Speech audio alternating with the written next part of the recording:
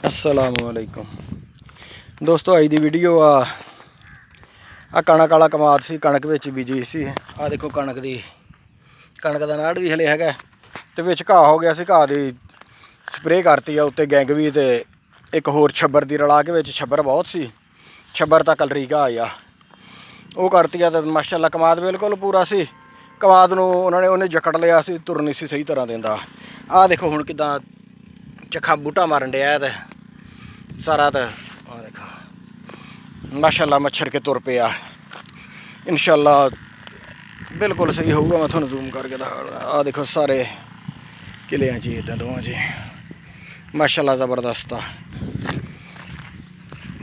इंशाअल्लाह अल्लाह की ज़ात तो उम्मीद आ पूरी हो जाऊगा। हुण इनू घाह की स्प्रे करते हुण इनू मार देना हल। इंशाअल्लाह हल मारदा तो फिर ठीक ही ठीक आ। मुड़ के इनू कुछ करने की लोड़ नहीं पैनी। खाद पाई आ तो पानी लाई आ फिर इंशाअल्लाह पूरा हो जाऊगा। इस तरह दी होर वीडियो देखने मेरे चैनल को सबसक्राइब कर लो, नाल घंटी वाले बटन भी नप दिओ। जज़ाकुमुल्लाह खैर।